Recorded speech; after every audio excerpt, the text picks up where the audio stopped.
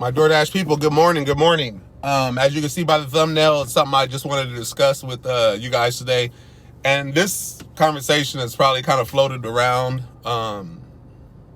here and there. There's videos out there on it, trying to determine based on the thumbnail, as you can see, if this Doordash, the Uber Eats, the Grubhub, this gig economy, independent contractor deal, if it's truly for you or not. There's a few factors in this that make that one way or the other for each individual person.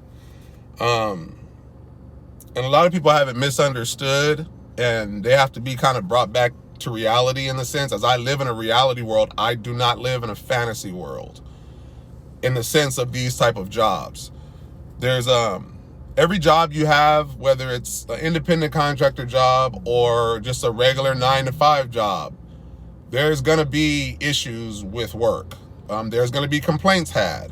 Obviously, it's different from being an independent contractor versus just having your job, but there's going to be some differences that you're going to have with these jobs. And with Doordash, per se, people, I don't get it, because they sit and they complain.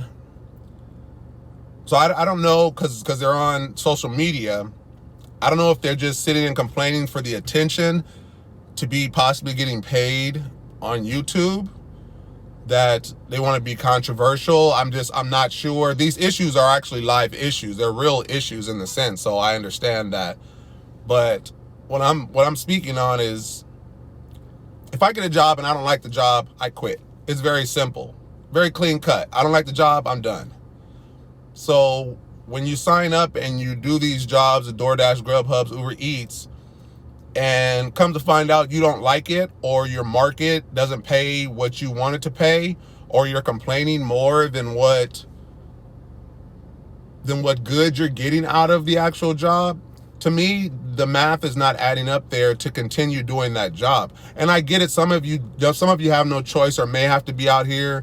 Maybe you're just using it as a job just until you can find another one. Like, all that stuff's understandable. And this is that type of job to kind of hold you over while you may be looking for that other job that 9-to-5, or who knows, maybe you're trying to do this full time or whatever it is. There's so many different positions that people are in when they take these jobs. And there's just quite a few people out there that just have a misunderstanding about what this job is, because it seems like they have forgotten, or they didn't know, which seems kind of odd. And while I try to stay on the positive side of things, I hate to make videos like this, to be clear. But if you find out that this market, or your market in the job that you signed up for, is not paying what you'd like it to pay, don't cause yourself any headaches or anything like that. Like, where I won't never tell you to quit something, because I try to stay so positive, and this has nothing to do with Doordash. This is just how I run my life. So when you have certain people out there that's running their mouth, and per se with me, I'm defending Doordash, or I work directly for Doordash because I'm so positive, or they claim I'm defending Doordash. And you just have to understand that I have a career job. I work for a school district. I make $5,000 plus a month. So this takes care of my life a couple times over. Like, I don't have to be out here doing this. But I've been doing it the last 5 years, and it's been extra additional income for me. And actually, it's quite a bit. It's actually a lot of extra income, because it's extra income for me that I'm not worried about doing the math on miles, this and that. Of course, my market where I drive pays well. At least I think it pays well. It pays great to me, where I don't have any complaints. And the reality of it is, some people don't like to see that. Some people don't like to see other people succeed. They like to be in the mix of complaints and controversies and this and that. And I have none of that going on. And again, with my channel, I bring nothing but positivity. My life's not perfect, but I'm not going to speak on the negatives in life. Who wants to do that? So when it's a job that you sign up for, it makes a person look kind of silly when, for instance, the no tip, no trip, you have the right to decline or accept whatever orders you want to accept and or decline. You have the total right to do that. And I'm not even so much like mad at that part. Like, you accept or you don't accept. It's what it is. And some of the reasons behind it, I mean, hey, that's going to be your individual decision and choice.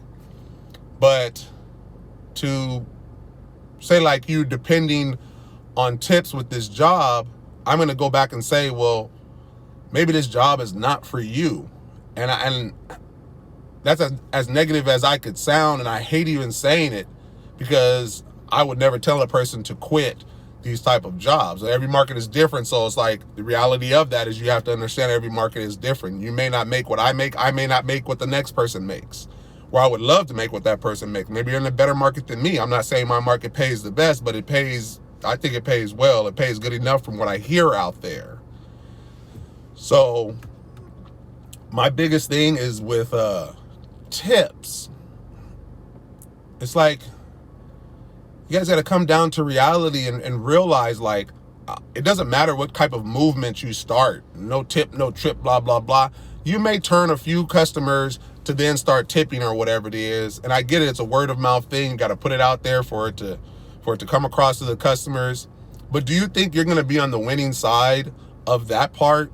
Or you think people are just going to start dishing out tips because you complain about it, or you say you're not going to pick up their food? Because the reality of it, there will be a dasher that's going to go and pick up the food.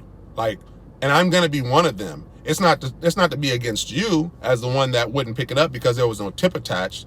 It's just I accept the order because that's $5 that I didn't have before accepting it.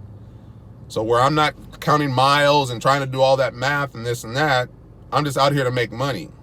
So it's not me defending Doordash or anything like that. I'm a 1099 just like you. I get out here and drive. That's what I do. I don't get out here. I don't have time to waste to take away from my family to get out here and just decline orders or to leave money on the table for other dashers to grab and take. Like, I make so much money with Doordash, I could buy a new car every year if I wanted to. The reality of that, of course not. But I make that kind of money. And it's because I accept all my orders.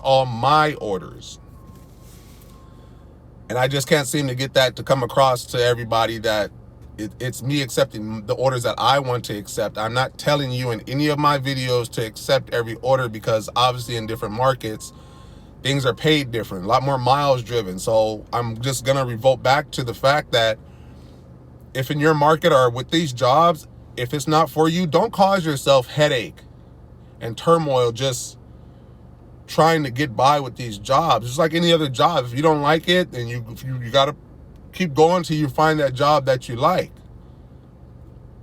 So it's just kind of weird to me that people tend to start, or they're getting to the point to where they're depending on tips to do this job. And I want to say 9 times out of 10, everybody doesn't tip everywhere they go. And all kind of places are asking everybody to tip now. It doesn't matter if you drive your car or not. Like, you signed up to do that. It didn't tell the customers when they created their Doordash account to start ordering food. It didn't say like, hey, our dashers use their own car, they pay for their own gas, they have to pay for their own maintenance. It would be nice, or you got to tip them. That's never going to be. This is no longer a luxury service. Doordash is in Uber Eats and stuff. It's no longer luxury. Like, it's just here now. Like, it's just what it is. People pay a amount of money and there's an upcharge in the menu items. Then they're paying all these service fees or whatever it is. And that's Doordash. That's not the customers charging these fees to then depend on a tip. And you got a lot of people that are out there that do understand and they do tip. And I love to accept tips. The difference with me is I don't expect it. I do not depend on it. And that's what keeps me sane. That's what keeps me going. Because I'm not worried about a tip. You can take away all my tips from all my weeks of driving in the last 5 years.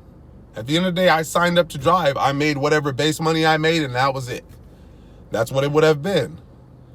And the way I see it is it pays off for me because I've accepted every order and my tips are almost equal to my base pay.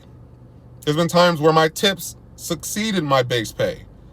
From order to order, I'm getting tips that are close to the base pay, if not more. Sometimes double, sometimes triple. I'm part of the Top Dasher program. I'm part of the large order program, and that was before it was a large order program. That was when it was an actual true catering program where you had to go in and pick your orders the day before. But yeah, I'm not defending DoorDash. I do not work for DoorDash. I'm making that clear. I'm a driver just like you are. So, like I said, once you get the understanding that you don't depend on the tips, then your mind will settle a little bit more in terms of how you proceed with these jobs. Because to me, it just gets worse and worse and worse. The economy is going through what it's going through, and the recession. You got everything that's just happening. Everything is going up in price. And then you're talking about tips, extra money that somebody's got to hand out. And I don't get me wrong, I love tips. I love them. But like I said, the difference is I live in a reality world where I know that not everybody is going to tip. So you declining the order, like I said, it doesn't change anything. At the end of the day, the next driver, the next dasher is going to get that order is going to be picked up. So it's just a little information that you put out there to bring people back down to reality. Because it's crazy. I mean, every now and then the messages that I get from people, or I may respond on somebody's video and then they come back at me with something crazy.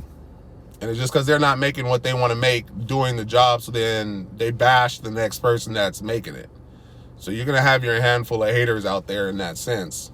And this is where I come today, just to be clear on not only my situation, but possibly your situation.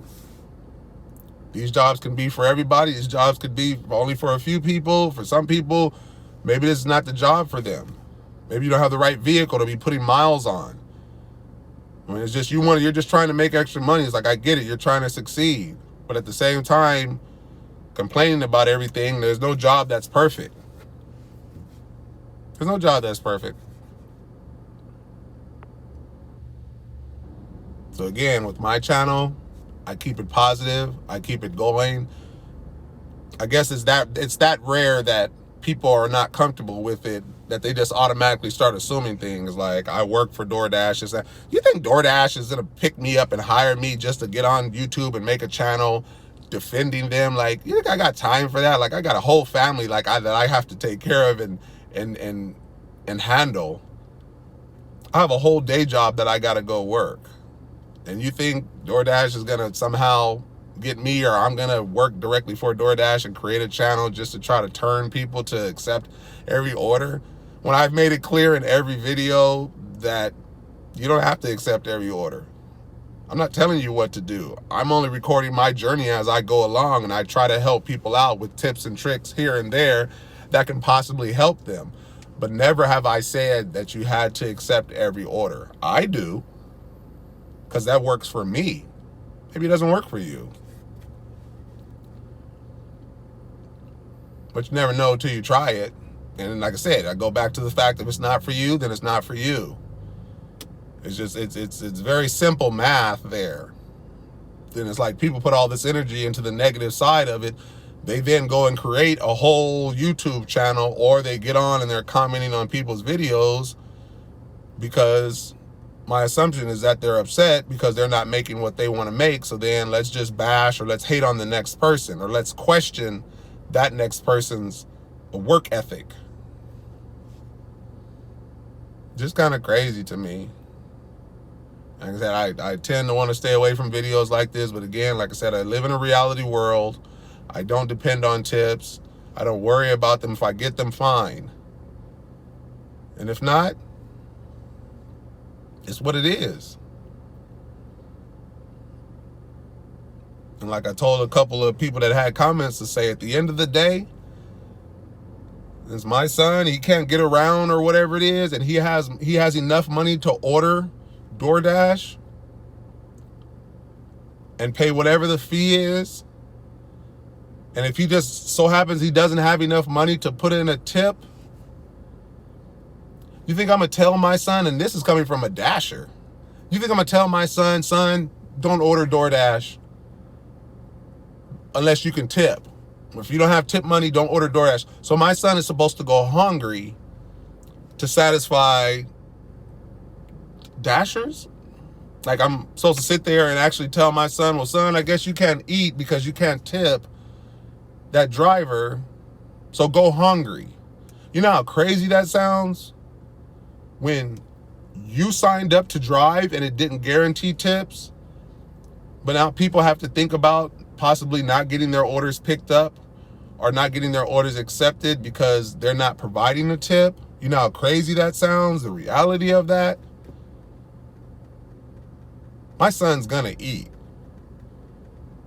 And at that point, I can care less about a tip or not. If my son needs to eat, I'm not gonna tell him he can't eat because he has to tip that driver.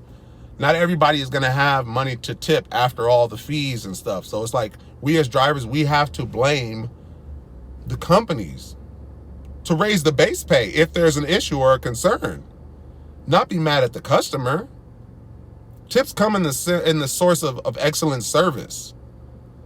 Our job is to pick up an order, take it from point A and drop it off at point B. So there's a lot of customer service in between that a lot of people and something that I do that I consider to be excellent service in the sense. But it's your job just to go and pick up the order and drop it off. That's all you have to do. Nobody's telling you to do anything extra. But communicating with the customers, letting them know certain details, making sure you answer their messages, not leaving food in front of their screen doors or doors that have to open out and then knock their food over, leaving their food in places that they did not tell you to leave it in. Just not taking the extra step to make sure that the customer gets their food handed to them or left in an area where it's safe and they not have to worry. Like the people leaving food in a whole front of an apartment complex and not even trying to reach the customers, like just because they're rushing. And you wonder why you get a 1-star or a 2-star. So we can only do so much when we can't reach a customer, so you have to. And at that point, you're calling DoorDash, and DoorDash is telling you to do whatever. So at that point, I'm not talking about those. But these are just regular people that are just out there dashing, and they don't want to go drop it at the apartment door. Or they'll just leave it at the front desk when they were asked to bring it up or whatever it is. But like, this comes with the job, though. And to me, that's where the excellent service comes in, is communicating with the customers, letting them know or questioning, like, hey, I don't have a gate code. Is there a way you can help me out? Something so we can get your order to you. And everybody's going to have their way of dashing, so I'm not saying that, but I'm just saying that's where the tips and stuff come back into place. It's your job to go pick up the order and go drop it off. To me, that's not anything to say the tip is necessary in that sense. But you signed up to do this. On that dotted line, you signed up. And nowhere did it say tips were dependent on. So it's like, to get on here and complain and this and that and try to make money on YouTube and blah, blah, blah. It seems silly. It's just crazy. So I'll leave it at that. I just thought it's just kind of crazy where we have gotten with a lot of these drivers, how they're trying to change the tune. And these companies are not bending over backwards. They're not going to change. They're not changing anything. We're not unionized when it comes to these Doordash. Like, there's no union behind us backing us when it comes to this. So you're just out here on your own in that sense. And what comes with it, while you accept the good orders and you love taking them and you have a good old time getting the high paying orders, there's going to be the low paying orders too. And it's totally fine. You choose to decline those. There's going to be repercussions at a certain point. And it's your choice at the end of the day.